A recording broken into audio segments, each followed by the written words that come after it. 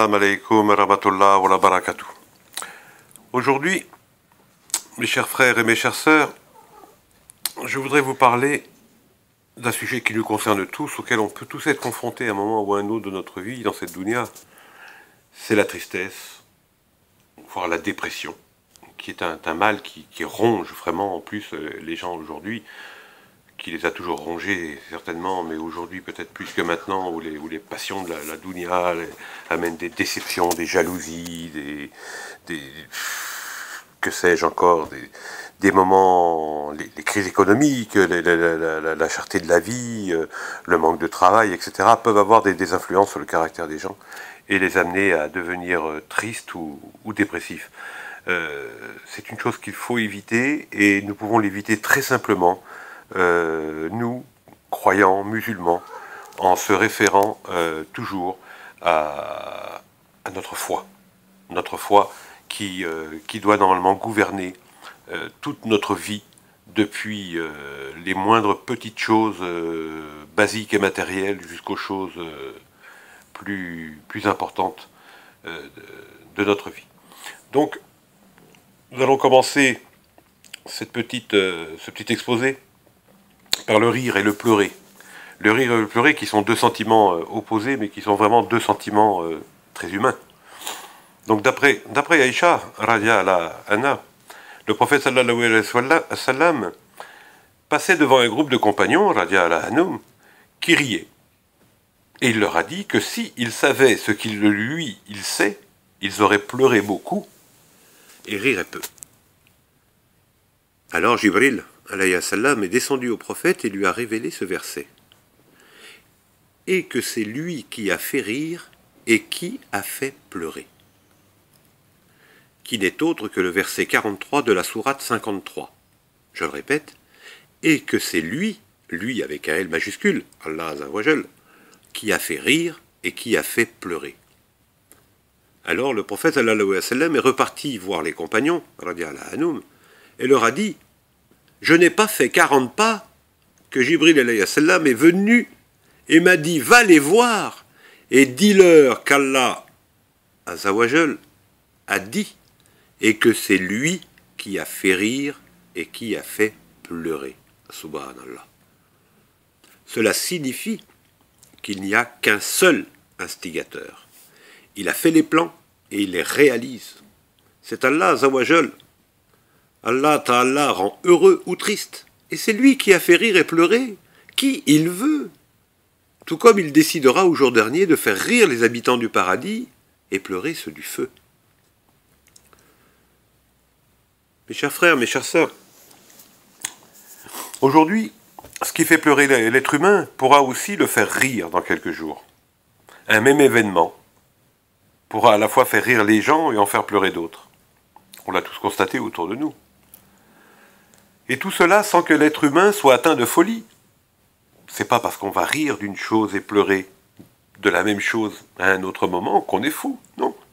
Car c'est l'état émotionnel de l'être humain qui est entre les mains de celui qui fait tourner les cœurs. Entre les mains d'Al-Khalaq, entre les mains de notre Créateur.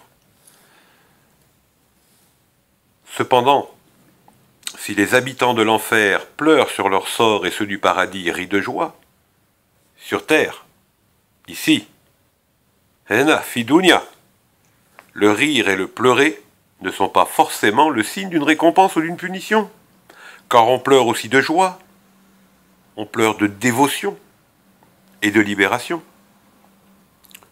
Et par exemple, ceux qui riaient sur terre, des croyants, en pleureront demain. Les criminels riaient de ceux qui croyaient. Et passant près d'eux, ils se faisaient des œillades. Et retournant dans leur famille, ils retournaient et plaisantaient. Et en les voyant, ils disaient: ce sont vraiment ceux-là les égarés. Or, ils n'ont pas été envoyés pour être leurs gardiens. Aujourd'hui donc, ce sont ceux qui ont cru qui rient des infidèles.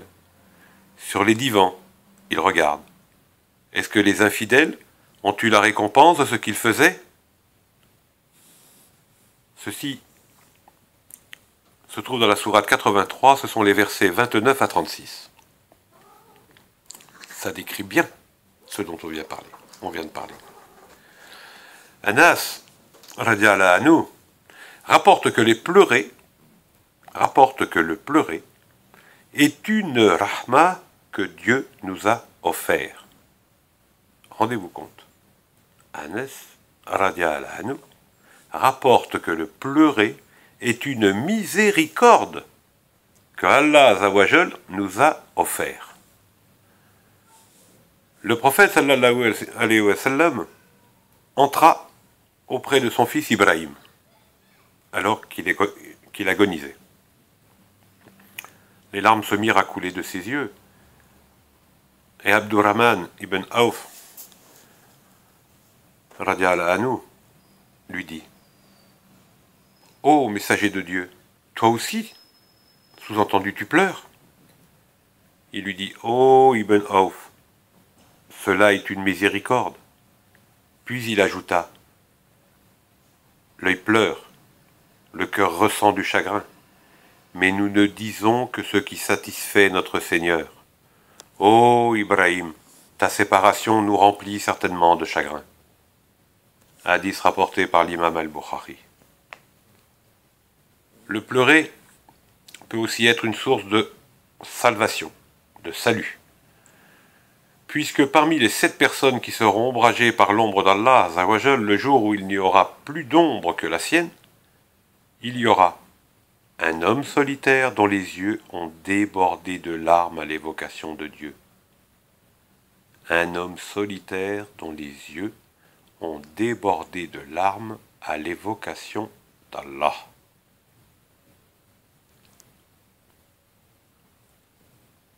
Selon Abu Huraïra, radiallahu anhu, le prophète sallallahu alayhi wa sallam a dit: n'entrera pas en enfer un homme qui a pleuré par crainte de Dieu, tout aussi bien que le lait ne rentre jamais dans la mamelle.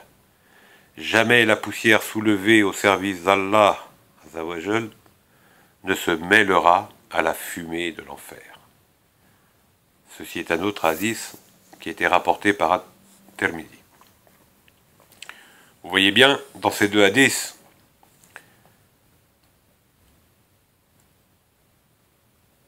au sujet des pleurs, au sujet des larmes, que cela ne signifie pas pour autant que l'homme doive rester toute sa journée à pleurer. Cela ne serait pas normal d'ailleurs. Ce n'est pas parce qu'on va pleurer toute la journée qu'on va se retrouver à l'ombre d'Allah, subhanahu wa ta'ala. Non. Ces hadiths sont un peu l'illustration de ce qui est dit d'ailleurs dans le Coran. Dans ce verset-là, il dit ce que nous avons parlé en introduction, et c'est lui qui a fait rire et qui a fait pleurer. Allah Ta'ala n'a-t-il pas placé le rire devant le pleurer lorsqu'il a dit « Ma clémence l'emportera toujours sur ma colère » Relisez, écoutez attentivement. Et c'est lui qui a fait rire et qui a fait pleurer. Il place le rire avant le pleurer. Il place la joie avant la tristesse. De la même façon qu'il dit « Ma clémence l'emportera toujours sur ma colère ». Toujours la chose optimiste, positive, par rapport à la chose négative. Toujours. C'est une grande leçon également en islam, ça mes frères et mes sœurs. Toujours le positif est en tête. Toujours cité en premier. Le prophète sallallahu alayhi wa sallam était un farceur aussi. Je crois qu'on peut utiliser ce mot sans blasphémer ou sans l'insulter. Non, ce n'est vraiment pas une critique ou autre. C'était un farceur. Voilà, c'était un farceur. Il faisait souvent des blagues. Et riait. Il aimait rire. Il aimait rire beaucoup. À ce sujet, il y a un hadith qui est très connu. Aïcha radiallahu anha rapporte: une fois, je partis en voyage avec le prophète, sallallahu alayhi wa sallam. À cette époque, j'étais encore très jeune et très fine. Le prophète demanda aux gens d'aller devant et de nous laisser seuls. Les gens, donc, s'éloignèrent.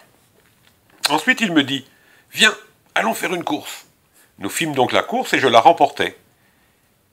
Le prophète laissa la faire jusqu'à ce que je prenne du poids et que j'oubliais l'incident de la course.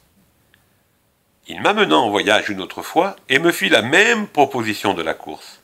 Nous fîmes donc la course et c'est lui qui la remporta.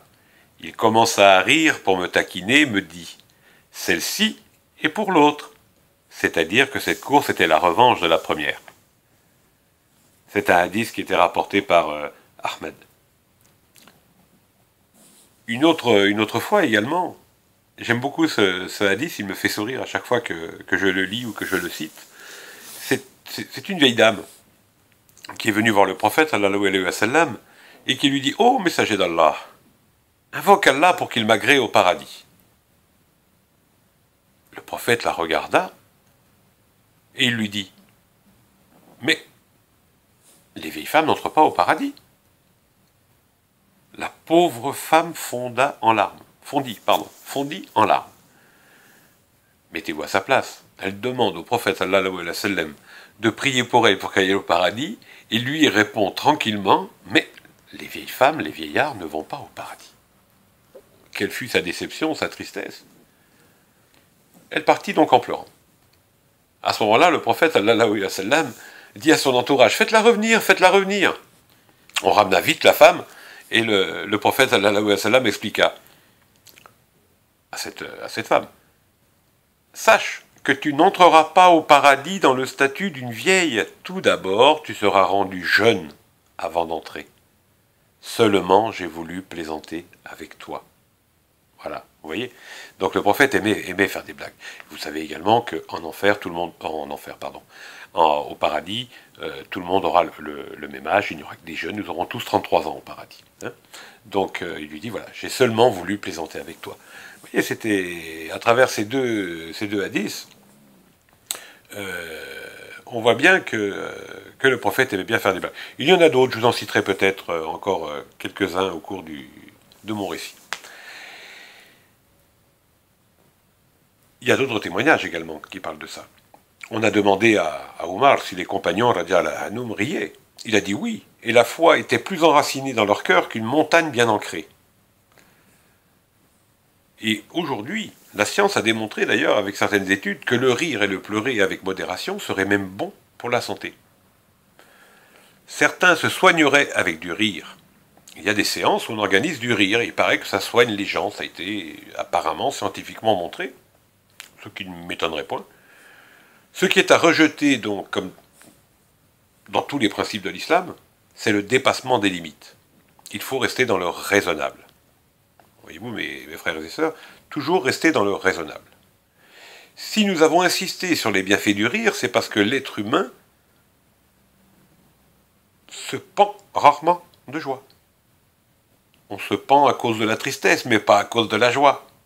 Vous voyez où je veux en venir? Parce que c'est souvent le côté noir des choses, des émotions qui prend dangereusement le dessus. Une tristesse passagère peut s'intensifier. Les passions et les rêves accaparent l'esprit, l'empoisonnent, les pensées s'embrouillent, le corps souffre, le fane. Et voilà, c'est la déprime. Et là, on tombe dans la dépression nerveuse, ce qui peut prendre différentes formes, mais qui peut être très grave. C'est une maladie grave, la dépression. Donc, l'islam, qui est la religion de la vérité, n'a pas négligé ce problème. Bien au contraire. Bien au contraire, mes frères et sœurs. Pour nous aider, nous croyants, à gérer le flot de nos pensées et de nos émotions négatives, la religion nous propose des traitements. Dans le dîn, on va trouver des choses pour nous aider à nous traiter de la dépression, de la déprime, de l'angoisse, etc. et retourner à un état de bon moral. Alors vous me direz, quel traitement? Alors, les traitements, on va en trouver plusieurs. On en trouve dans le Coran, la Sunna. Là vont se retrouver réunis à la fois les moyens préventifs et les traitements, qui permettent de lutter contre la tristesse, la déprime, surtout si la déprime est d'origine extérieure, c'est-à-dire due à un fait qui nous est arrivé. C'est une miséricorde d'Allah, subhanahu wa ta'ala, puisqu'il nous suffit de revenir aux instructions contenues dans le Coran et la Sunna pour pouvoir retrouver la joie et la paix dans les deux mondes, fi dunya wa fi akhirah. Allah Azawajal dit: nous faisons descendre du Coran ce qui est une guérison et une miséricorde pour les croyants. Verset 82 de la sourate Al-Isra. Nous faisons descendre du Coran ce qui est une guérison et une miséricorde pour les croyants. Alors on va trouver des choses également dans le dogme. Souvent les gens négligent ce côté, comment dirais-je, ce côté de l'enseignement. Les gens souvent vont sur la sunna, vont sur le Coran, mais souvent ne s'attardent pas sur le dogme, la akida. C'est important. Le dogme, c'est une chose qu'il faut étudier vraiment. Je vous y engage vraiment, mes frères et sœurs. C'est vraiment une chose qu'il faut étudier. Sans avoir étudié le Tawhid, la akida, on ne peut pas parvenir à bien comprendre et à bien vivre et notre religion et à élever notre foi. Passer de l'iman à l'ihsan, incha'Allah. Donc ça, c'est une chose qui est importante. Et dans l'akida, on trouve plein de choses. Plein de choses. Le dogme, donc la akida, c'est à la fois un moyen préventif et curatif de soigner la tristesse et la dépression. Parce que bien que les croyants aient déjà entendu parler de dogme, nombreux sont ceux qui ne connaissent pas le sens de ce mot, comme je vous le disais. Mais surtout, les répercussions dans notre vie. Le dogme influence en effet beaucoup plus les sentiments d'une personne et ses réactions que ce qu'il n'y paraît. On va découvrir ensemble comment. D'abord par le destin. La croyance au destin, la prédestination, qu'il soit favorable ou défavorable, fait partie de la akida, fait partie de la croyance islamique. La foi musulmane interdit donc, par définition, par essence, les grandes tristesses. On n'a pas le droit. Comme nous le prouve cette parole du prophète, sallallahu alayhi wa sallam, qu'il avait dit à Ibn Abbas, « Ô jeune homme, je vais t'enseigner quelques préceptes. Observe les commandements d'Allah, tu le trouveras devant toi. Lorsque tu as à demander quelque chose, demande à Allah. Lorsque tu as à implorer assistance, implore assistance auprès d'Allah. Sache que si la communauté est d'abord à l'unanimité pour te faire quelque bien, cela ne te profitera que dans la mesure où Allah te l'aurait assigné, et si elle est d'accord à l'unanimité pour te causer du tort, tu n'en pâtiras en rien, sauf dans la mesure où Allah en aurait ainsi décidé autrement à ton encontre. Certes, les kallams sont levés et l'encre des feuillets a séché. Donc, partant de ce hadith, si le croyant est convaincu, comme l'explique ce hadith, que toute chose est déjà écrite et que ceux qui l'entourent ne peuvent lui apporter ni du bien ni du mal, pourquoi à ce moment-là on tomberait dans la tristesse ou l'inquiétude? Si on s'en remet à Allah, subhanahu wa ta'ala, il ne peut rien nous arriver de mal ou de bien. Si on a la conviction, comme nous demande l'un des piliers de la foi, de croire en la prédestination. Le jour dernier, le Kiyama, l'Yom Kiyama, et la mort. Celui qui croit au jour dernier, qui est un autre des six piliers de la foi, sait bien que cette vie, elle est courte. Il sait aussi qu'elle n'a pas de valeur pour Allah. Lorsque les croyants subissent des coups durs dans sa vie, il ne doit donc pas trop s'en attrister, mais se rappeler du hadith du prophète, sallallahu alayhi wa sallam. Si ce bas monde valait, écoutez bien, si ce bas monde valait auprès d'Allah le poids d'une aile de moustique, il n'aurait pas consenti aux non-croyants une seule gorgée d'eau. Hadith rapporté par Al-Tirmidhi. Subhanallah, écoutez ça. Si ce bas monde valait auprès d'Allah le poids d'une aile de moustique, il n'aurait pas consenti aux non-croyants une seule gorgée d'eau. Ce qui prouve bien quand même que cette dunya n'est rien. Donc il n'y a pas de quoi s'en attrister ou déprimer. Ce n'est rien. Rien. On a dit à Isa, Jésus, alayhi wa sallam, apprenez-nous une seule chose pour avoir la satisfaction d'Allah. Vous savez ce qu'il a dit? il a dit « Méprisez la vie sur terre et Allah vous aimera. » Méprisez la vie sur terre et Allah vous aimera. Subhanallah.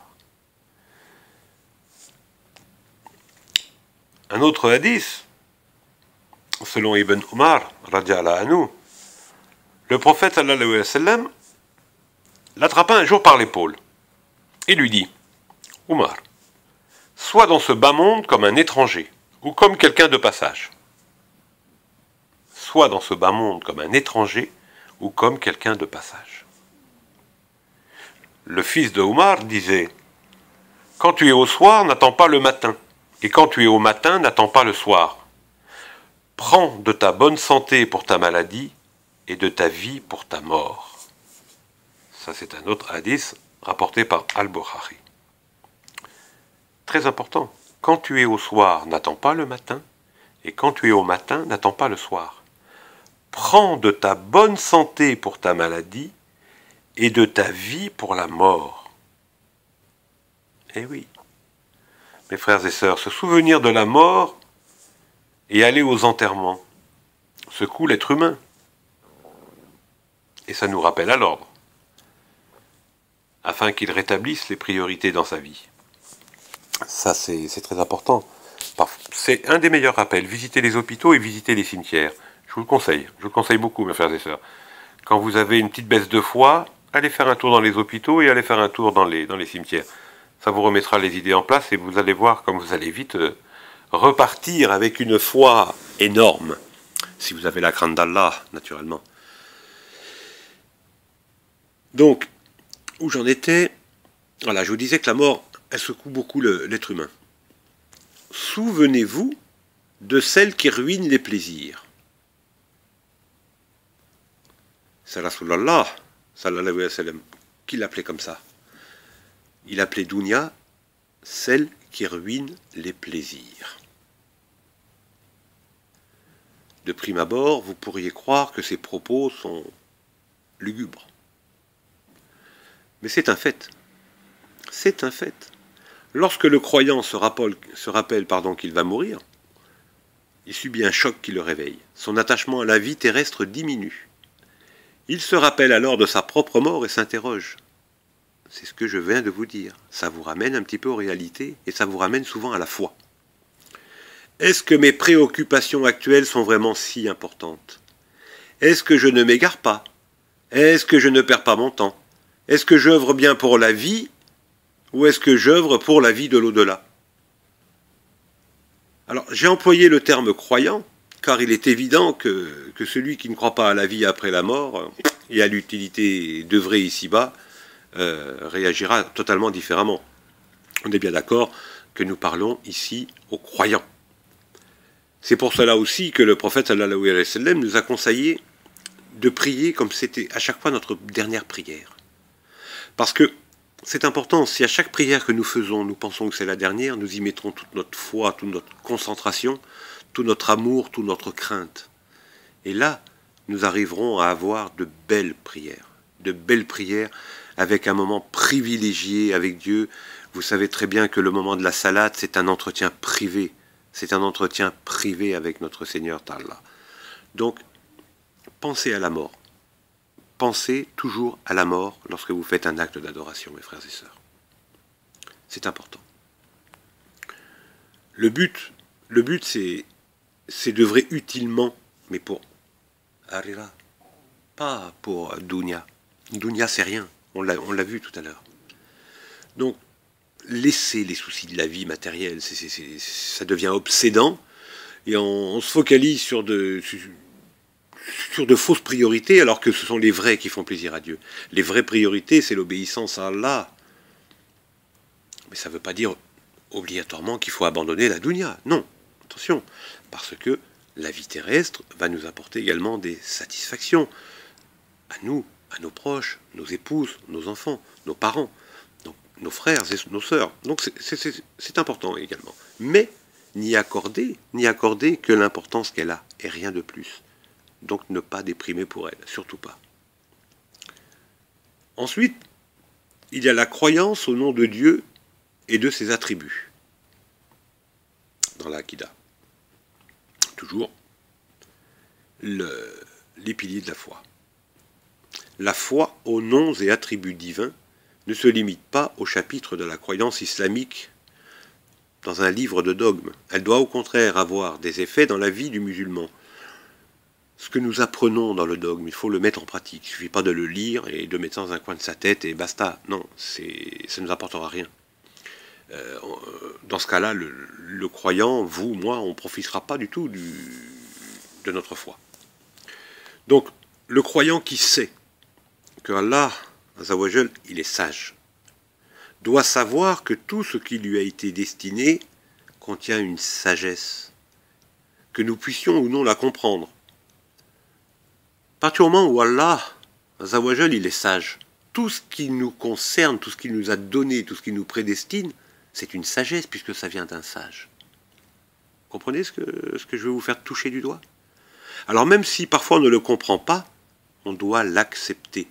Parce que tout ce qui nous arrive, c'est un bien pour nous. On ne peut pas ignorer pour autant que la sagesse d'un événement, elle peut nous être révélée d'une façon très claire. Mais parfois elle va nous rester totalement inconnue, on ne le saura jamais ou très très tard. Mais tout ce qui nous arrive est bon. Tout, tout, tout. Par exemple, si un musulman sait que Azzawajal recherche son agrément, Allah provoquera en lui la tendance à nourrir le pauvre, à habiller le nu, à supporter les mauvais, à aider les orphelins, à avoir pitié pour le désobéissant, en lui donnant des conseils par exemple, afin de le secourir en le tirant de son obscurité vers la lumière de la foi. Allah, Azzawajal, aime que ses serviteurs suivent ses bonnes caractéristiques. Que veut Allah? Que veut-il pour nous? Il veut que ses serviteurs montrent de la miséricorde les uns envers les autres. Nous devons tous être miséricordieux, nous-mêmes, envers nos frères, nos sœurs, nos enfants, nos épouses, nos parents. C'est important, c'est obligatoire. C'est obligatoire de donner, d'éprouver de la miséricorde pour chacun d'entre nous. Le prophète sallallahu alayhi wa sallam a dit « Le tout miséricordieux se montre clément envers ceux qui font preuve de miséricorde. Faites miséricorde à ceux qui se trouvent sur terre. Celui qui se trouve au ciel vous fera miséricorde. » Subhanallah. Faites-vous miséricorde entre vous, et Allah, subhanahu wa ta'ala, vous fera miséricorde. Elle n'est pas belle la récompense? C'est magnifique, mes frères et mes sœurs. Soyez miséricordieux, je vous en supplie, je vous en prie, soyez miséricordieux.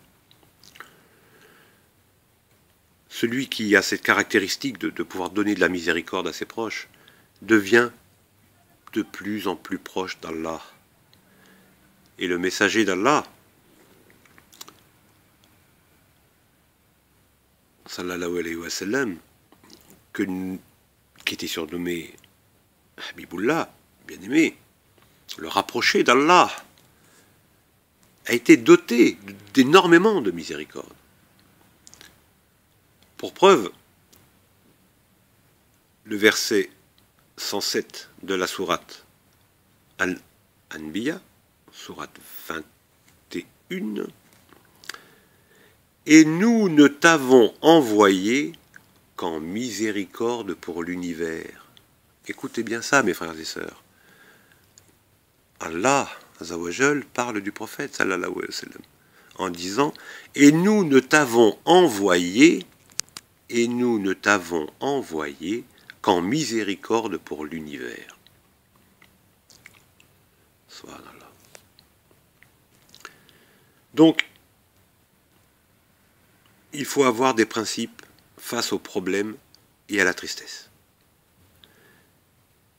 Et nous, musulmans, nous avons des principes qui nous sont propres.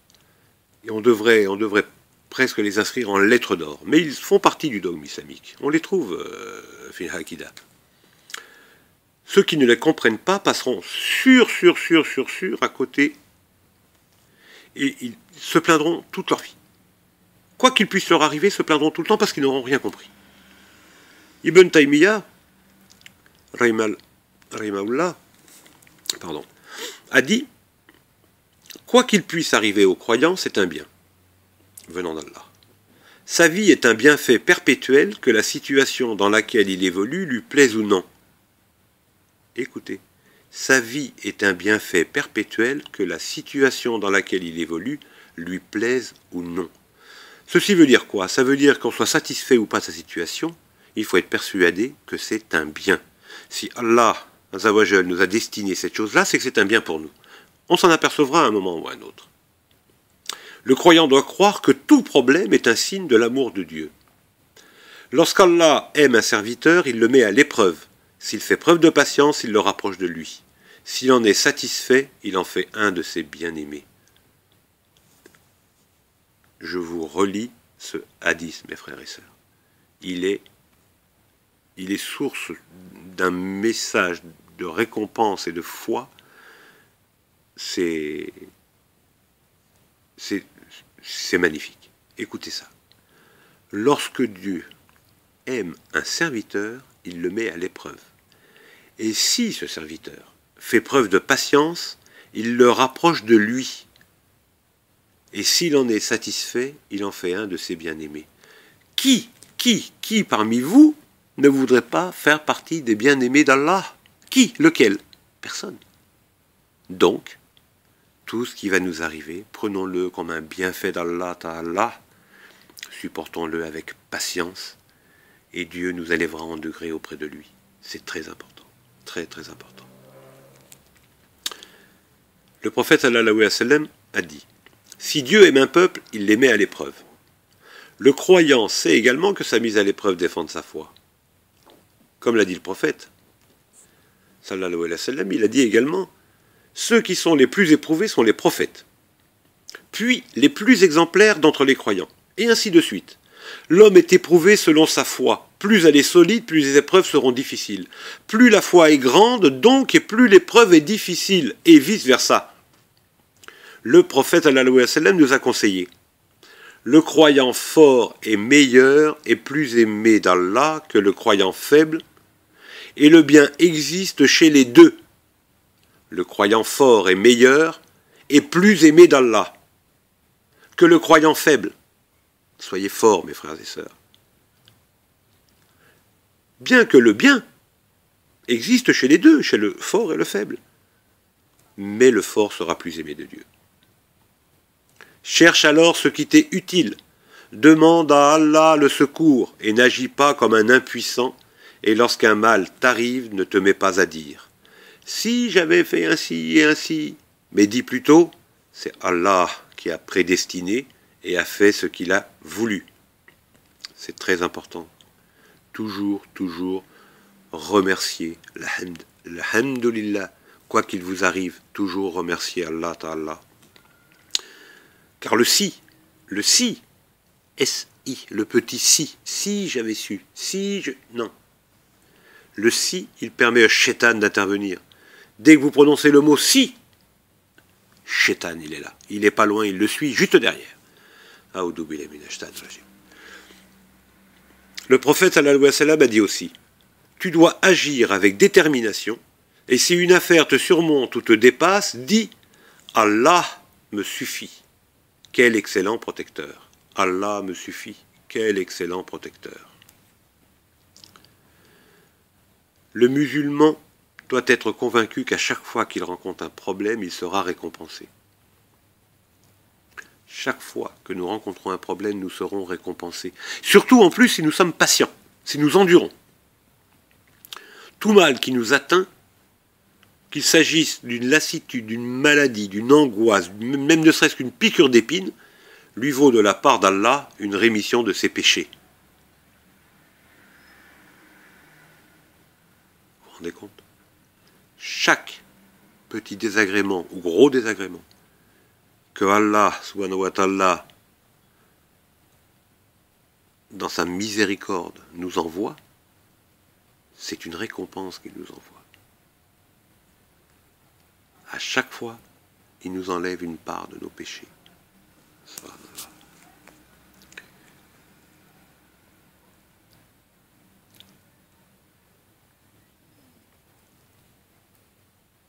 L'essence de l'amour est la patience de l'amant vis-à-vis de celui qu'il aime.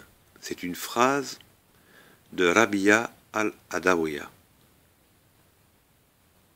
Je ne suis pas forcément porté sur le soufisme, mais cette dame-là était une soufie, et la phrase est belle, c'est pour ça que je vous la cite. La phrase est très belle. L'essence de l'amour est la patience de l'amant vis-à-vis de celui qu'il aime. Ce qui veut bien... Ça résume finalement ce qu'on a dit, c'est tout à fait dans le... C'est pour ça que je vous la cite d'ailleurs. Plus on est patient pour celui qu'on aime, et vis-à-vis de celui qu'on aime, plus l'amour sera grand. Le prophète sallallahu alayhi wa sallam a dit « L'affaire du croyant est étonnante. Tout ce qui lui arrive est un bien pour lui. S'il lui arrive une chose qui le réjouit et qui le remercie, c'est un bien pour lui. Et s'il lui arrive un mal et qu'il patiente, c'est un bien pour lui. Et ceci n'est possible que pour le croyant. »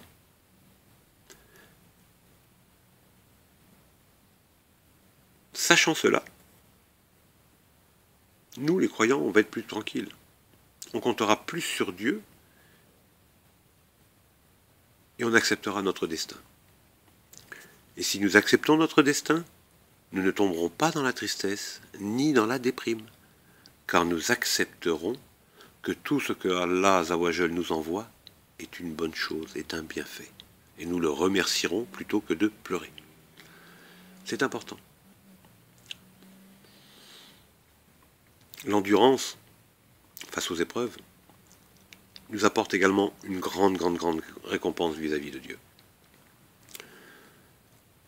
Allah Azawajal, dans le verset 10 de la sourate Ad-Dumar, dit « Ô mes serviteurs qui avez cru, craignez votre Seigneur. Ceux qui ici-bas font le bien auront une bonne récompense. » Je répète, dis. C'est le verset dans le sens, hein, pour la traduction. Dis, ô mes serviteurs qui avez cru, craignez votre Seigneur. Ceux qui ici font le bien auront une bonne récompense. Alors qu'est-ce que cela signifie? Ça signifie que le croyant ne doit pas se contenter de considérer le dogme, l'aqida, comme une théorie à mémoriser, c'est ce que je vous disais tout à l'heure. Mais il doit la pratiquer, la mettre en pratique en étant pieux, en ayant la crainte de désobéir à Allah, subhanahu wa ta'ala. Donc, ces deux points peuvent être développés encore. Mais on va arrêter ici, sinon mon propos va durer des heures. Et on va revenir un petit peu sur le vif du sujet, on va se recentrer un petit peu plus sur le traitement de la déprime. Maintenant qu'on en a vu un petit peu les causes et comment on peut l'éviter, on va voir pour ceux qui y tombent quand même comment la traiter. La déprime, la tristesse, on peut la traiter en faisant des bonnes œuvres et des actes d'adoration et par la piété. La piété, qu'est-ce qu'on appelle la piété? La piété, c'est l'obéissance à Allah, subhanahu wa ta'ala. Et les bonnes œuvres, c'est par exemple, croire en Dieu et ses prophètes, faire sa prière à l'heure, s'occuper d'un orphelin, être bon avec son voisin, aimer ses frères et sœurs, s'occuper de ses parents, être doux avec son épouse, etc., etc. Cependant, si on regarde le Coran, un acte ne peut être bon que s'il est fait avec de la foi et accompli en conformité avec la guidance d'Allah et de son messager, sallallahu alayhi wa sallam. Donc la crainte de Dieu et les bonnes œuvres sont sans aucun doute un moyen de prévention efficace. Écoutez bien mes frères et sœurs, pour éviter la déprime et la tristesse, la crainte de Dieu et les bonnes œuvres sont sans aucun doute un moyen de prévention efficace. Et effectivement, fouillez un petit peu dans le Coran. Vous y trouverez au verset 97, sourate An-Nahl, ceci. Allah Azawajal nous dit « Quiconque, mâle ou femelle, fait une bonne œuvre tout en étant croyant, nous lui ferons vivre une bonne vie. et nous les récompenserons certes en fonction des meilleures de leurs actions. Je vous le répète, quiconque, mâle ou femelle, ça s'adresse donc à toute l'humanité, quiconque, mâle ou femelle, fait une bonne œuvre tout en étant croyant. Tout en étant croyant. C'est une condition.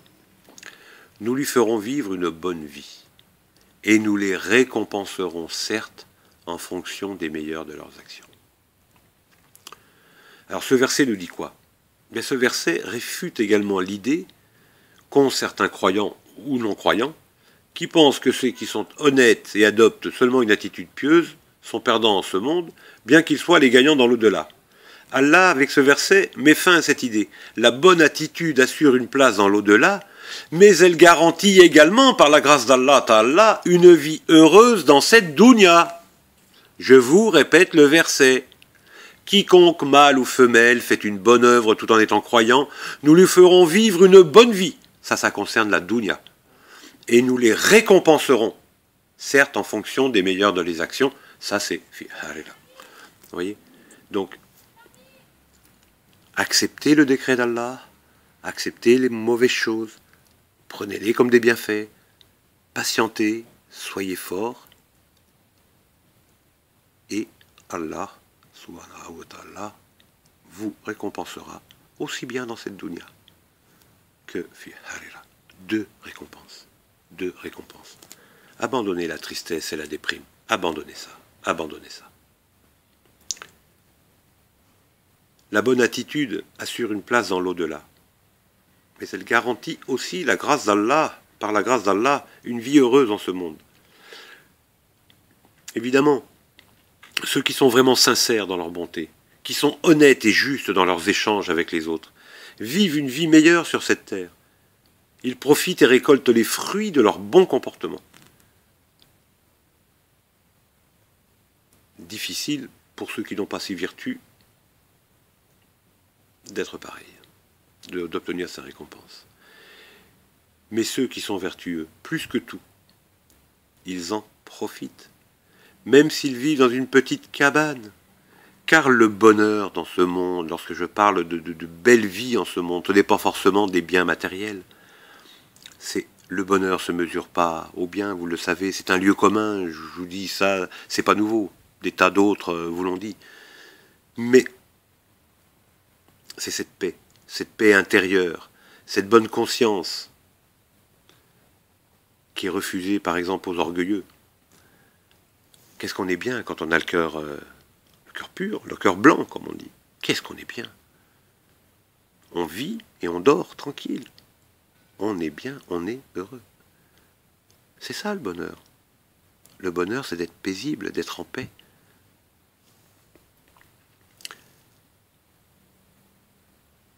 Et nous les récompenserons certes en fonction des meilleures de leurs actions.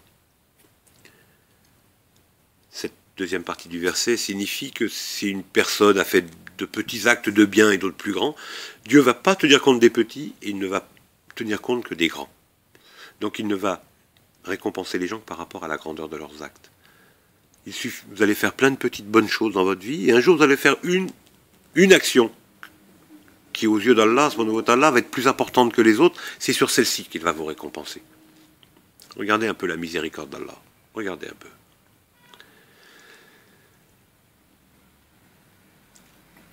peu. Dans un hadith Qudsi, il dit, Allah, mon serviteur ne se rapproche pas de moi par quelque chose qui m'est agréable, en plus de ce que je lui ai prescrit, comme il se rapproche avec des œuvres surérogatoires. Il ne cessera de se rapprocher de moi jusqu'à ce que je l'aime. Et lorsque je l'aimerai, je serai l'ouïe avec laquelle il entend, la vue avec laquelle il voit, la main avec laquelle il empoigne et le pied avec lequel il marche. Ce hadith Qudsi était rapporté par l'imam al-Bukhari, rahimahullah. Je vous le répète, parce que il faut s'en imprégner. Écoutez un petit peu la promesse d'Allah aux croyants, la miséricorde, la générosité du Créateur. mon serviteur ne se rapproche pas de moi par quelque chose qui m'est agréable en plus de ce que je lui ai prescrit, comme il se rapproche avec des œuvres surérogatoires. Ça veut dire que bon, nous avons tout ce qui est fard, hein, nous les connaissons, le jeûne, les prières, etc. Et tout ce qui est surérogatoire, quand vous le faites, vous vous rapprochez de Dieu. Il ne cessera de se rapprocher de moi jusqu'à ce que je l'aime. Et lorsque je l'aimerai, je serai l'ouïe avec laquelle il entend, la vue avec laquelle il voit, la main avec laquelle il empoigne et le pied avec lequel il marche. Subhanallah. Vous vous rendez compte un peu la promesse? Ibrahim Ben Adam disait à propos de ces nuits de tahajjud, des prières surérogatoires nocturnes, qu'elles sont tellement apaisantes, écoutez, lui il disait qu'elles sont tellement apaisantes que si les rois connaissaient ce bien-être, ils nous combattraient pour le prendre. Eh oui, la bonne vie, le bonheur, c'est de se sentir paisible, mes frères et sœurs. Peu importe ce qui nous arrive, être paisible.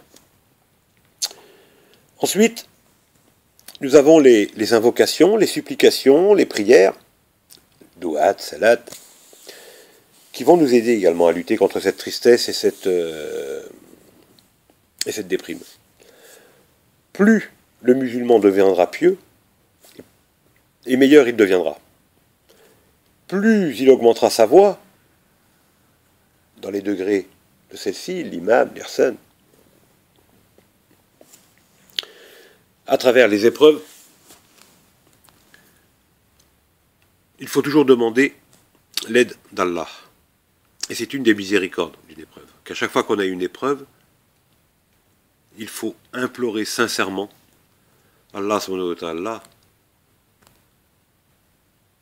pour cette épreuve.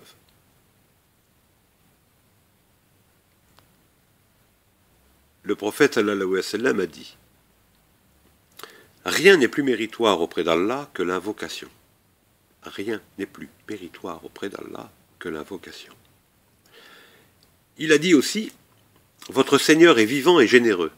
Il se gêne de voir son serviteur lever les mains pour lui demander sa miséricorde et de ne pas exaucer ses vœux. Votre Seigneur est vivant et généreux. Il se gêne de voir son serviteur lever les mains pour lui demander sa miséricorde et de ne pas exaucer ses vœux. Subhanallah, vous levez vos mains lorsque vous faites une doua. Et Allah, il ne peut pas vous laisser repartir avec les mains vides tellement ça le gêne. Quand un serviteur sincère lève les mains vers lui, il est gêné, donc il vous donne. Subhanallah. Ya Rabbi. Astaghfirullah. Il dit encore, le prophète sallallahu alayhi wa sallam, il n'y a pas sur terre un musulman qui invoque Allah sans qu'Allah ne lui donne ce qu'il demande, qu'il repousse un malheur qui devait lui arriver tant qu'il ne le demande pas, un péché, un péché ou de rompre les liens de parenté.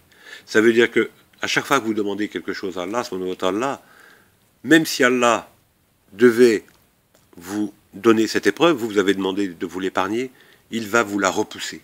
Il va vous l'épargner. Tant que ce ne sera pas une demande qui passe par un péché ou donc rompre les liens de parenté qui sont très importants, vous le savez très bien. Un homme dit, nous augmenterons nos invocations alors. Le prophète sallallahu alayhi wa sallam dit, Allah est encore plus généreux. Vous voyez ? Quand le prophète a dit, invoquez et Allah repoussera vos épreuves, un des compagnons, radiallahu anhu, a dit, nous allons donc multiplier les invocations.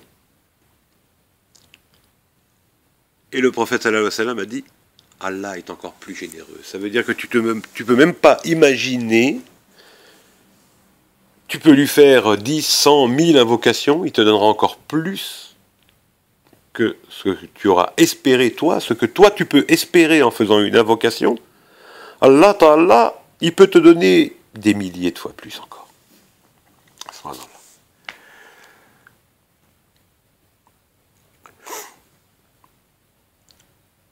il y a également un autre hadith qui était rapporté par Salman al-Fariji, qui dit « Le destin ne pourrait être repoussé que par les invocations. Le destin ne pourra être repoussé que par l'invocation, et la vie ne pourra être prolongée que par l'invocation. » Lorsqu'on se plaint d'un mal, le prophète sallallahu alayhi wa sallam a dit « Mets ta main sur l'endroit du mal et dis « Au nom d'Allah », puis dis « Je me réfugie auprès de la majesté de Dieu et sa puissance contre le mal que je trouve en moi et contre ce que je fuis. » Il nous a conseillé de dire ça 7 fois en cas de souffrance. Bismillah, puis dis « Je me réfugie auprès de la majesté d'Allah et de sa puissance contre le mal que je trouve en moi et contre ce que je fuis. » Rapporté par Abu Daoud et Tirmidhi. Puisqu'on parle d'invocation, je fais une petite parenthèse. Il y a 2 genres d'invocations. Il y a les invocations préventives et les invocations curatives. Par exemple, les invocations préventives, c'est lorsqu'on va demander quelque chose à Allah. On va dire par exemple, « Oh Allah, je cherche refuge auprès de toi contre l'angoisse et la tristesse, l'impuissance et la paresse, la lâcheté et l'avarice, le fardeau des dettes et la prédominance des hommes. » Ça, c'est préventif. On demande à Allah de nous éviter quelque chose. Lorsque le prophète sallallahu alayhi wa sallam s'est senti mal aux paroles blessantes des Quraïsh, Allah subhanahu wa ta'ala lui a révélé « Et nous savons certes que ta poitrine se serre à cause de ce qu'ils disent. Glorifie donc ton Seigneur par sa louange et sois de ceux qui se prosternent et adorent ton Seigneur jusqu'à ce que te vienne la certitude, c'est-à-dire la mort. » On trouve ces versets-là, qui sont les 97, 98 et 99, dans la sourate 15. Donc, la prière est aussi comment je dirais, la glorification de Dieu, donc les doigts, le rappel, le dirk, etc., sont des bons moyens également pour se protéger de la tristesse. Un autre moyen, c'est Salawat al-Nabi, la prière sur le prophète, qui est aussi un très bon moyen par lequel Allah subhanahu wa ta'ala soulage la détresse. La prière, elle nous aide à endurer les souffrances. C'est une source de réconfort. Et on le sait tous, lorsque nous faisons une prière, que nous sommes concentrés, que nous faisons notre prière avec foi, avec crainte, avec humilité, après notre prière, on se sent comme neuf, apaisé. On l'a tous remarqué, tous. C'est un bon moyen de lutter contre la tristesse et contre la déprime. Pourquoi? Parce qu'à travers cette prière, on aura été rapproché d'Allah. Et qu'est-ce qui peut le plus apaiser les cœurs? Allah. Qui d'autre? Personne. Donc, la prière, c'est une source de réconfort.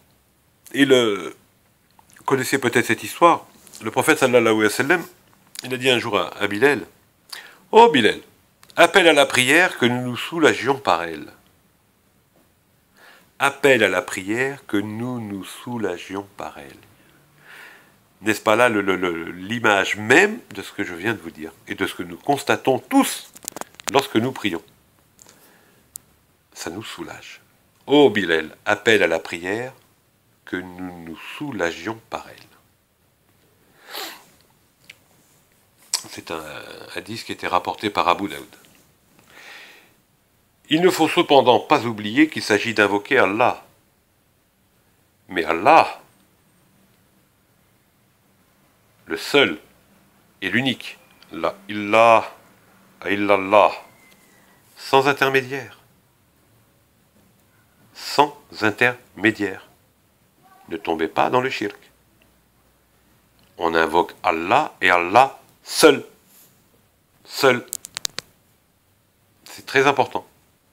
L'invocation, c'est Allah seul et unique. La ilaha illallah. On ne le répétera assez jamais.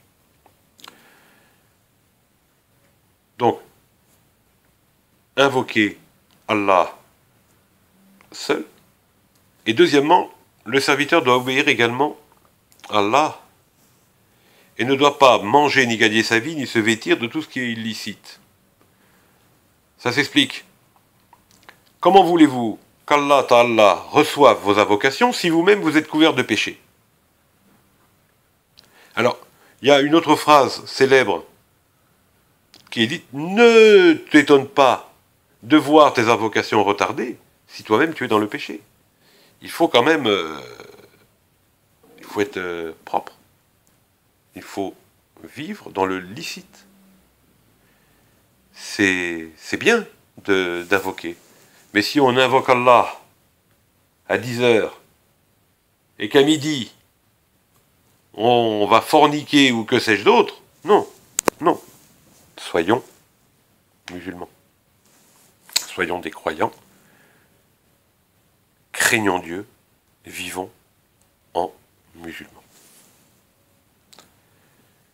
Ensuite, pour l'invocation, il est bien également, enfin il est mieux, il est conseillé, il est même obligatoire, je dirais, de le louer par les plus beaux noms qu'il possède.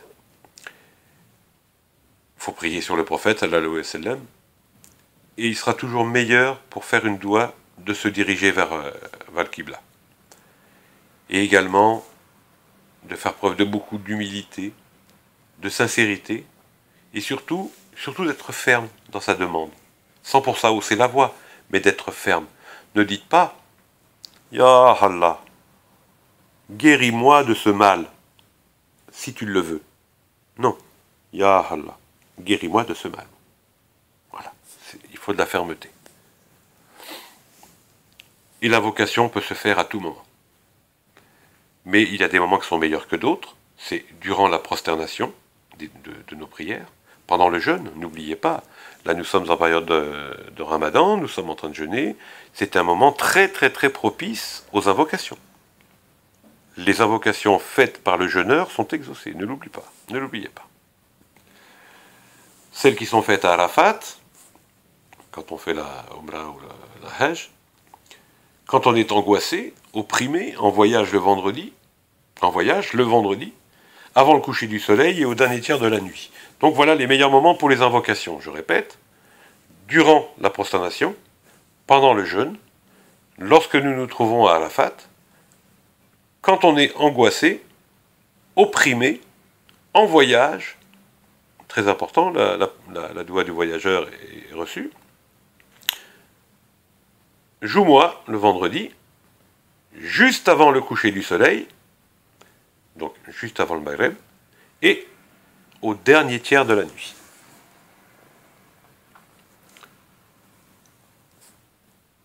Et dernier point, un des derniers points pour lutter contre la tristesse et la déprime, c'est de regarder un petit peu autour de nous. Il y a toujours pire. Il y a toujours plus malheureux. Donc toujours nous comparer à ceux qui sont moins bien lotis que nous. Le prophète sallallahu alayhi wa sallam avait utilisé cela bien avant que les psychologues l'utilisent. Lorsque les Sahaba, radiyallahu anhum, subissaient des tourments de la part des Quraïsh,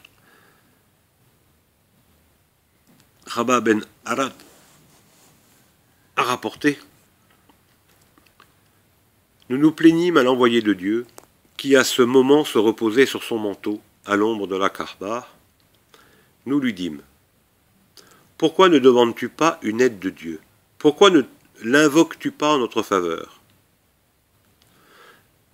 Le prophète sallallahu alayhi wa sallam répondit: dans les époques antérieures, on prenait l'homme qu'on voulait torturer, on le plaçait dans un fossé qu'on avait creusé dans la terre, on mettait la scie sur sa tête et on sciait sa tête en deux et on le peignait avec des peignes en fer pour lacérer sa chair.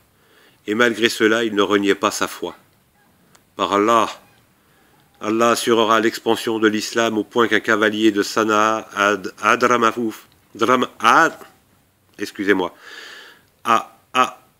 Hadramaouf ne craigne que Dieu et le loup pour son troupeau.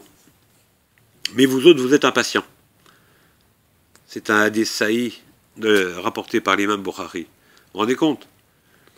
Juste Parce que les Koraïch leur faisaient des mauvaises paroles, de temps en temps ils leur jetaient des ordures, quelquefois ils les frappaient. Enfin, c'était rien de bien... Enfin, c'était rien. C'était déjà très dur. Mais ils ont demandé au prophète de faire des douas pour eux. Et le prophète, sallallahu alayhi wa sallam, leur a répondu, il y avait pire que nous. Vous vous rendez compte, avant, les gens, pour leur faire renier leur foi, et pourtant ils ne la reniaient pas, on leur coupait la tête en deux avec une scie. Et on les peignait avec des peignes en fer pour lacérer leur chair. Non. Donc toujours regarder pire. Il y a toujours plus malheureux que soi, et lorsqu'on voit qu'il y a plus malheureux que soi, ça nous remonte le moral. On se dit, alhamdoulilah, j'ai eu une épreuve moins grande que la sienne. Donc, lorsqu'on rencontre un éprouvé, il faut en tenir compte, il faut s'en nourrir, entre guillemets. Le prophète sallallahu alayhi wa sallam a dit, quiconque, à la vue d'un éprouvé, que ce soit un handicapé, un malade, un pauvre, dit, louange à Dieu qui m'a épargné de ce dont il a frappé autrui, et m'a grandement avantagé par rapport à ceux qu'il a créés, sera à l'abri de son malheur. Vous voyez ? Toujours remercier Dieu de ne pas nous avoir donné une épreuve plus lourde que celle que l'on a eue. Et l'histoire d'Ayoub, tout le monde connaît le prophète Ayoub, alayhi salam, Job en français, qui est un exemple d'endurance fantastique, puisqu'il a été quand même frappé par la perte de sa famille, de ses biens, les maladies, et Allah dit à son propos, oui, nous l'avons trouvé endurant avec constance, quel excellent serviteur. Il aimait à revenir souvent à nous. Ça, c'est le verset 44 de la sourate 38.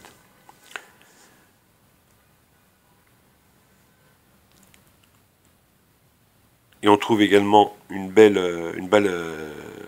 sourate que nous pouvons réciter sous forme de doua.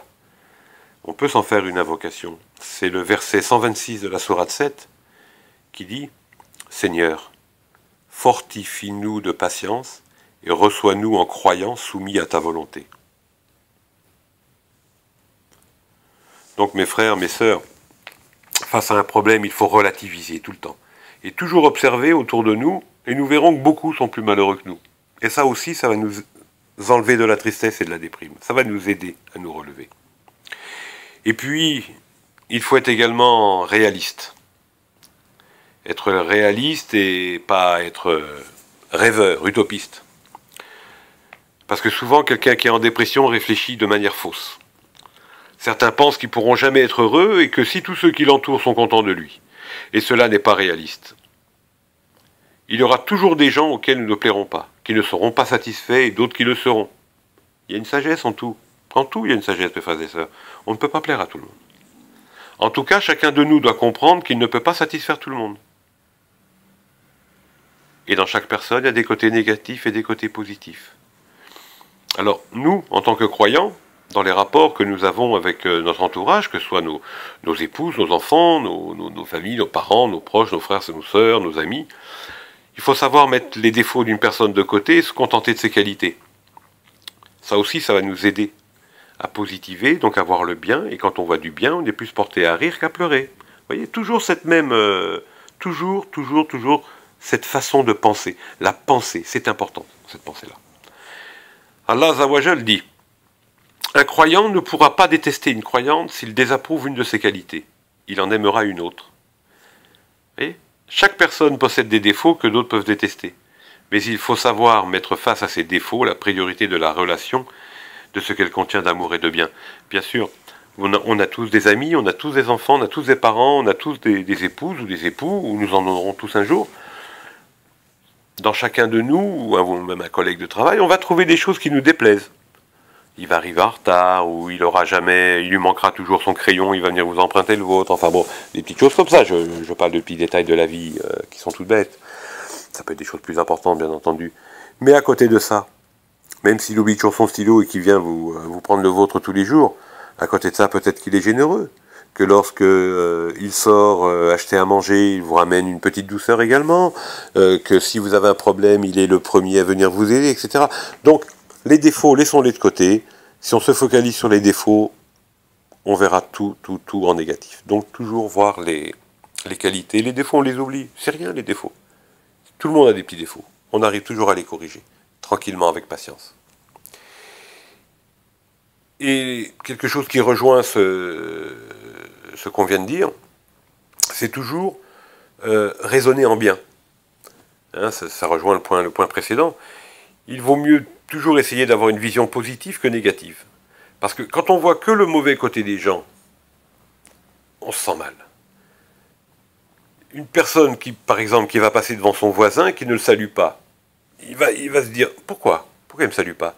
Il me déteste. Il est fier. Donc, on va se faire une mauvaise idée. Et là, on va devenir triste, dépressif. On va dire, pourquoi il ne m'aime pas? Pourquoi il ne me salue pas? Il est trop fier, moi, qu'est-ce que je suis, etc. Mais si, à l'inverse, on lui trouve des excuses, et qu'on dit, tiens, il ne m'a pas salué, pourquoi? Peut-être il est timide, peut-être il ne m'a pas vu. Vous voyez, on aura déjà un ressentiment différent. D'un côté, on aura une humiliation qui peut nous rendre tristes, et de l'autre côté, on aura au contraire quelque chose de positif qui dit, tiens, il ne m'a pas salué, mais c'est peut-être parce qu'il ne m'a pas vu, ou peut-être parce qu'il est trop timide pour le faire. Et donc, on n'aura pas ce sentiment négatif. Toujours, on tombe dans le positif. Dans le verset 12 de la sourate Al-Hujurat, Allah Azza wa Jal nous dit « Ô vous qui avez cru, évitez de trop conjecturer sur autrui, car une partie des conjonctures est péché. » Oui, je vous le répète. « Ô vous qui avez cru, évitez de trop conjoncturer sur autrui, car une partie des conjonctures est péché. » Ce qui rejoint bien ce que je viens de vous dire. Quand vous voyez une attitude chez un de vos frères, ne jamais penser négatif, trouvez-lui toujours une excuse positive, ce sera mieux. Hein? Ensuite, toujours garder à l'esprit qu'il ne faut pas se tromper non plus, comme l'a dit Omar Radiallahu Anhu, je ne trompe pas les gens, mais je ne laisse pas les gens me tromper. Alors ce qui est rejeté ici, ce sont les mauvaises conjonctures, et le fait de directement sauter sur des conclusions aléatoires. Donc tout ça, c'est le même, vous voyez, toutes ces petites phrases, tous ces versets rejoignent la même chose. Ne pas porter de jugement négatif sur les gens, toujours essayer de trouver le bon côté ou de trouver les bonnes excuses. Et puis, un autre point qui va également nous éviter d'être trop triste ou trop déprimé, c'est de bien réagir face au mal, puisqu'on est tous sujets au mal. Malheureusement, dans cette vie, personne n'est épargné. Il arrive qu'on nous fasse du mal. C'est ainsi. Ça peut être des mauvaises paroles qui peuvent nous blesser. Et faut savoir que ce mal va toucher plus ou moins les gens suivant leur sensibilité. Donc, évitons de prendre les choses trop à cœur. Hein. Donc, comment réagir face au mal? D'après Abu Huraïra,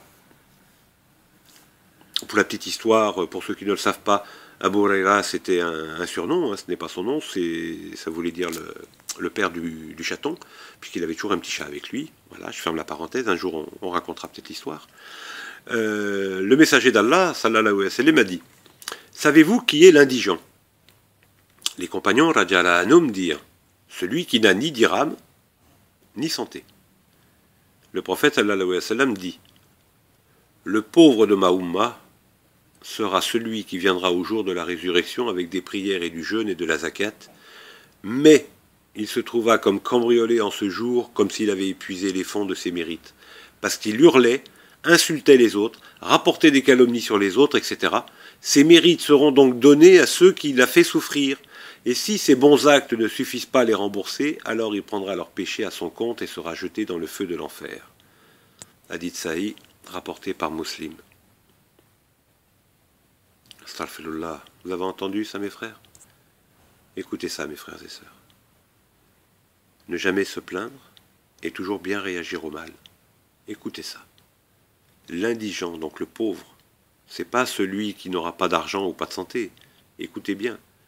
Le pauvre de ma umma sera celui qui viendra au jour de la résurrection avec des prières et du jeûne et de la zakat, donc ce qui veut dire qu'il aura bien appliqué les piliers de l'islam, qui aura été en apparence un bon croyant, mais, il se trouva comme cambriolé en ce jour, c'est-à-dire le jour du jugement, comme s'il avait épuisé les fonds de ses mérites, parce qu'il hurlait, donc ici, Fidounia, parce qu'il hurlait, insultait les autres, rapportait des calomnies sur les autres, ses mérites seront donc donnés à ceux qu'il a fait souffrir. Parce que n'oublions pas que le jour du jugement, tous les gens à qui vous avez fait du mal, et qui ne vous ont pas pardonné, et à qui vous n'avez pas demandé pardon, tous ceux qui sont encore dans votre cœur noir, vous donnerez des hasanats à ces gens-là. Et si les hasanats ne suffisent pas pour les rembourser, vous prendrez en plus leur péché. Donc vous voyez, c'est terrible. Donc toujours, mes frères et sœurs, voyez le bon côté des gens, évitez la médisance, ne calomniez pas, ne criez pas pour rien, réagissez correctement, on vous fait du mal, barakallahu fik. Voilà, c'est tout.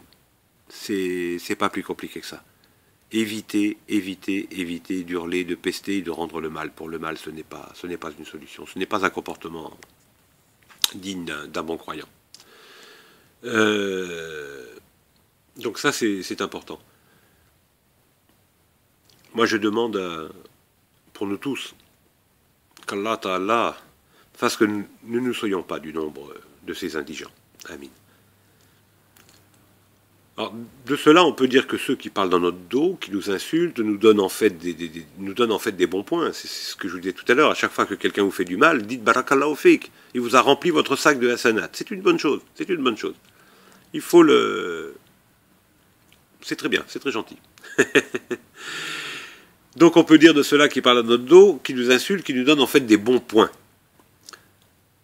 Et toujours se réfugier derrière Allah. Allah, c'est notre meilleur garant. Allah Azawajal dit, vous, en parlant de nous, les musulmans, vous les aimez, alors qu'ils ne vous aiment pas. Et vous avez la foi dans le livre tout entier. Et lorsqu'ils vous rencontrent, ils disent, nous croyons. Et une fois seuls de rage contre vous, ils se mordent les bouts des doigts. Dit, mourrez de votre rage. En vérité, Allah connaît fort bien le contenu des cœurs. Qu'un bien vous touche, il s'en afflige.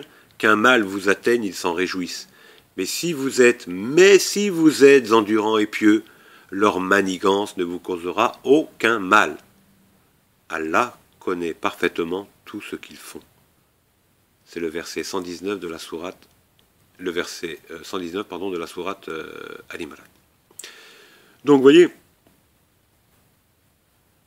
ne pas réagir au mal. Un vrai croyant, il aime son frère et sa sœur, et pas d'hypocrisie. L'hypocrisie, les effets de salon, de manche, etc., c'est la caractéristique des hypocrites. Et se réjouir d'un mal qui atteint un frère ou une sœur, ou d'être jaloux parce qu'il a eu un bien, ça, non, c'est pas bien. C'est pas bien, surtout qu'Allah nous en préserve de réagir comme ça un jour. Amin. Donc, patientez, car si vous patientez, Allah sera avec vous, il vous aimera et sera satisfait. Il faut avoir confiance en Allah. Allah Azawajal repoussera toutes sortes d'ennuis que personne ne peut repousser pour vous. Toujours se placer dans la confiance et s'en remettre à Allah. Subhanahu wa ta'ala. Il a dit, soyez patients, car Allah est avec les patients.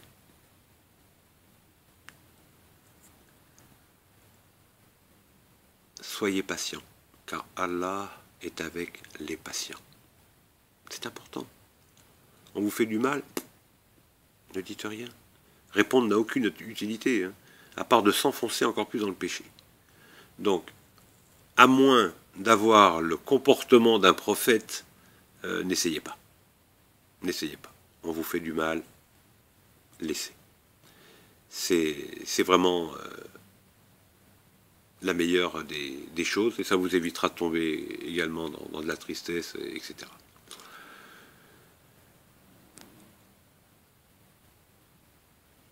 Parce que si vous répondez trop agressivement parfois aux choses, vous allez être, au départ vous étiez victime et vous allez passer au statut d'agresseur. Donc c'est vous qui allez tomber dans le péché. Ça ne sert à rien. Ça ne sert à rien. À ce sujet-là, d'ailleurs, le prophète sallallahu alayhi wa sallam avait dit, si quelqu'un t'insulte en citant tes défauts, ne l'insulte pas en citant les siens. Il avait dit aussi quelque chose dans le sens, les deux hommes qui s'insultent sont deux démons qui se querellent. Vous voyez, ce sont des phrases fortes. Deux hommes qui s'insultent sont deux démons qui se querellent, pardon. Et si quelqu'un t'insulte en citant tes défauts, ne l'insulte pas en citant les siens. Donc, vous voyez, c'est important. Ne rendez pas, ne rendez pas. À ce sujet-là, il y a une petite histoire, je pense que vous connaissez. Le prophète sallallahu alayhi wa sallam, il était en compagnie d'Abou Bakr, radiallahu anhu, Siddiq, et il y a un homme qui se mit à insulter Abou Bakr, radiallahu anhu. Au départ, il disait rien. Et puis, un petit peu énervé, il a commencé à prendre sa revanche. C'est-à-dire, il a commencé à insulter aussi cet homme-là. Le prophète, sallallahu alayhi wa sallam, se leva et partit. Abou Bakr, radiallahu anhu, le rejoint un peu plus tard et lui dit, quand il était en train de m'insulter, tu gardais le silence, et quand j'ai parlé, tu t'es levé. Le prophète, sallallahu alayhi wa sallam, lui a dit, car l'ange répondait à ta place, et quand tu as parlé, l'ange est parti et le diable est venu. Car lorsque tu te taisais, l'ange répondait à ta place, et lorsque tu as répondu, l'ange est parti et le démon est venu. Or, je ne peux rester dans un endroit où le diable existe. Voyez, mes chers frères et sœurs, très très très important. Cette petite histoire-là illustre bien le comportement à avoir.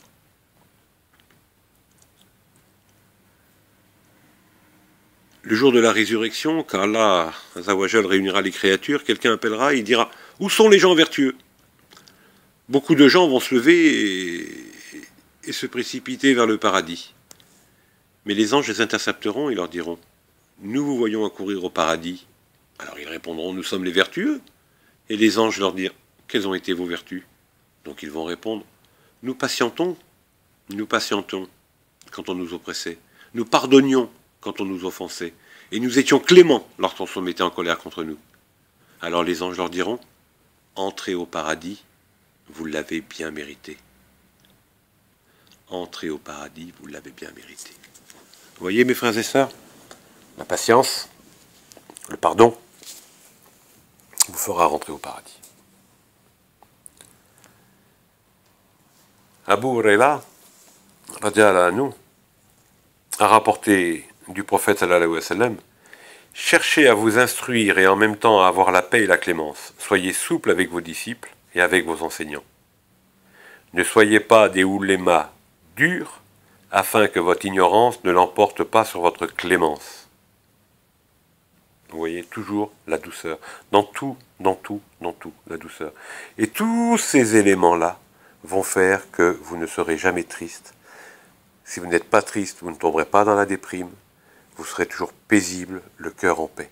Toujours, toujours. Et lorsqu'on a le cœur en paix, on ne tombe pas dans la déprime. Le bon croyant cherche le bon comportement amène le bonheur. Et je vais vous citer aussi une petite anecdote sur Issa, alayhi salam, Jésus, le fils de Mariam. Un jour, il est passé devant les Juifs et qui lui ont dit ces paroles abominables auxquelles il a répondu poliment et on lui a dit « Ils disent du mal et toi tu dis du bien. » Et il a dit « Chacun puise de son contenu. » Ils t'ont dit du mal et toi tu dis du bien. Et Issa alayhi salam a répondu « Chacun puise de son contenu. » Ça veut dire qu'en lui, il n'y avait pas de mal, il n'y avait que du bien. Les gens qui disent du mal, c'est qu'ils contiennent du mal. Voilà. Quand on a du mal en soi, on ne peut donner que du mal. Quand on a du bien, on ne peut rendre que du bien. Soyez des gens de bien, mes frères et sœurs. Soyez des gens de bien. Et puis, un dernier point, qui va être très important également pour lutter contre la tristesse et contre la déprime, c'est une notion que tout le monde connaît, mais que finalement peut-être que peu l'utilisent, c'est l'espoir. C'est un sentiment humain, l'espoir. L'espoir. Il y a un hadith, selon Abu Huraira, radiallahu anhu, qui dit que le messager de Dieu, sallallahu alayhi wa sallam, a dit, Allah Azza wa Jal a dit, donc il cite des paroles d'Allah, je suis conforme à la bonne idée que se fait de moi mon esclave, je suis avec lui là où il m'évoque, par Dieu. Dieu se réjouit du repentir de l'un de vous, plus que ne se réjouit quelqu'un qui retrouve tout à coup sa monture après l'avoir égarée dans une région désertique.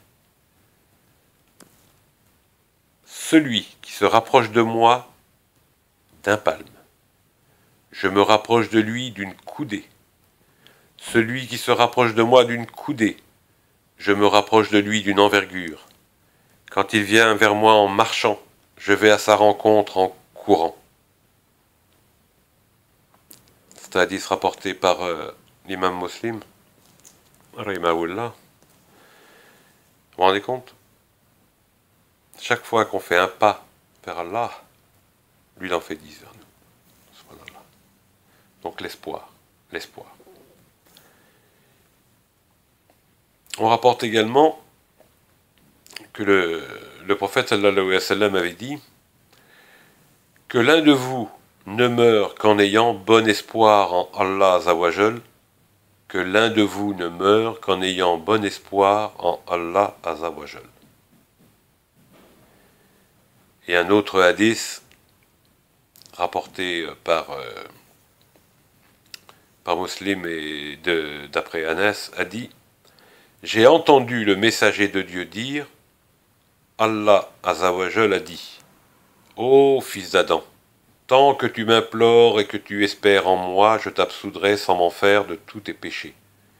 Ô fils d'Adam, si tu viens à moi avec la contenance de la terre comme péché, et que tu me rencontres sans m'associer, quoi que ce soit, je t'apporterai sa contenance comme absolution. » Rapporté par Tirmidhi. Ce hadith-là, il contient beaucoup de choses. Il mériterait d'être détaillé. On va le commenter un petit peu rapidement, mais il mériterait d'être vraiment détaillé. Il dit, Allah subhanahu wa ta'ala dit, si tu es sincère, il parle aux croyants, si tu es sincère, première condition, si tu es sincère, et si tu n'associes point, si tu es sincère, si tu n'associes point, et deux autres choses, que tu m'implores et que tu espères. Donc 4 conditions. Si tu m'implores, c'est-à-dire si tu places ta confiance en moi, si tu espères en moi, si tu me demandes, si tu me fais confiance, que tu es sincère et que tu n'es pas associateur, alors je te pardonnerai tous tes péchés. Subhanallah. L'espoir.